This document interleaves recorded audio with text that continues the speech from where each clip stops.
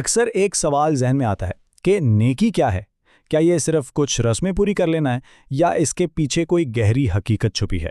قرآن کی ایک آیت ہے جو کردار کا ایک ایسا امتحان سامنے رکھتی ہے جو شاید ہماری پوری سوچ کو بدل کر رکھتے۔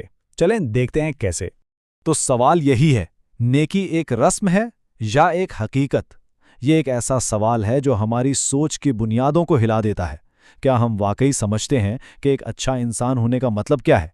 اور دیکھیں، آیت کا آغاز ہی ایک بہت عام غلط فہمی کو صاف کر دیتا ہے کہ نیکی صرف مشرق یا مغرب کی طرف منہ کر لینا نہیں ہے۔ یہ تو صرف ایک ظاہری عمل ہے۔ اصل نیکی کیا ہے، اس کی تعریف تو یہاں سے شروع ہو رہی ہے۔ تو ٹھیک ہے، اگر نیکی صرف ظاہری رسومات نہیں ہیں تو پھر ہے کیا؟ اصل میں یہ آیت ہمیں کردار کی تعمیر کا ایک مکمل خاکہ دیتی ہے، ایک پورا بلو پرنٹ۔ چلیں اس خاکے کے حصوں کو ایک ایک کر کے دیکھتے ہیں۔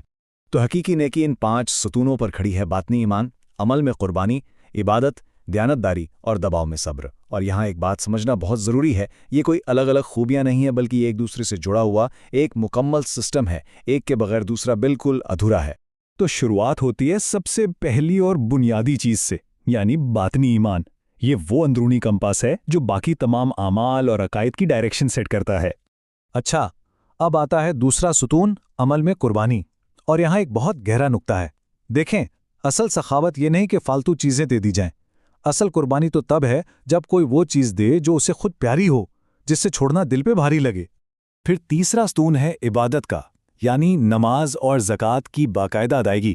یہ اس پورے سسٹم کے بہت اہم حصے ہیں، لیکن آیت ہمیں یاد دلاتی ہے کہ یہ منزل نہیں، یہ تو اس بڑے نظام کا صرف ایک حصہ ہے۔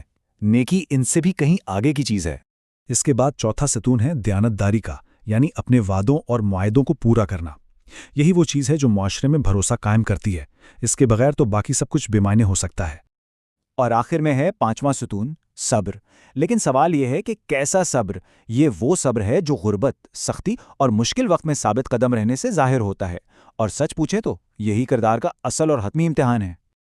اور یہیں سے بات ایک بالکل نئے موڑ پر آ جاتی ہے۔ اب ہم اس تجزیے کے بالکل مرکز میں داخل ہو رہے ہیں، اس جگہ پر جہاں تھیوری ختم ہوتی ہے اور حقیقی زندگی کا ٹیسٹ شروع ہوتا ہے۔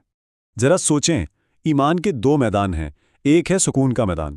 جب سب کچھ ٹھیک چل رہا ہو تو عبادت کرنا، علم حاصل کرنا، یہ سب بہت آسان لگتا ہے نا؟